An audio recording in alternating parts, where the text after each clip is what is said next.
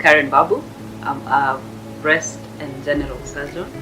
My main area of interest and training is oncoplastic breast surgery. That's when we reconstruct breasts after treatment for breast cancer. And I work for the Ambisha Hospital. A lot of people used to believe that if someone presents with a lump that is abnormal or a cancer, if the doctor performs a biopsy, that is a procedure where we take a sample of the lump, that this makes the lump grow faster. And this of course makes people very hesitant when we recommend a biopsy, because a biopsy is the only way we can prove that that is what we're dealing with, a cancer. A lot of people also interact with patients who've got breast cancer who unfortunately have not presented early. Therefore, when you hear that so-and-so finally, maybe in their last kind of stages, they were seen for breast cancer, the outlook is rather poor at that time. So people will have this negative association of, if you have breast cancer, of course your outcome will not be good. But in reality, the earlier that we present, if you notice something is abnormal in your breast, the better the chances are for cure.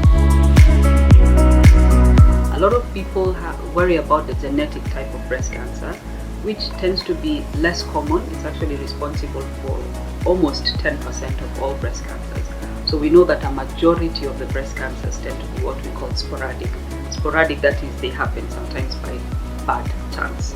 And some of the associative factors, of course, tend to do with things that make the breast, after the breast has been exposed to a prolonged period of unopposed kind of estrogen exposure. So we talk about age. So the older you are, the higher the risk you are of developing breast cancer.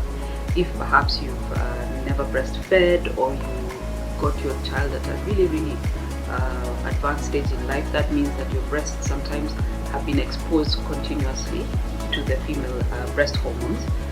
And so sometimes your chances of developing breast cancer is a little bit on the higher side. Like I mentioned, there are families in whom the breast cancer risk runs a bit higher because of the genetic predisposition that they have.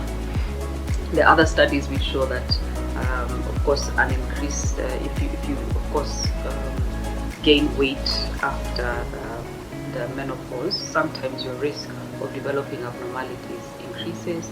And increasing in alcohol intake or smoking also increases someone's risk of developing breast cancer.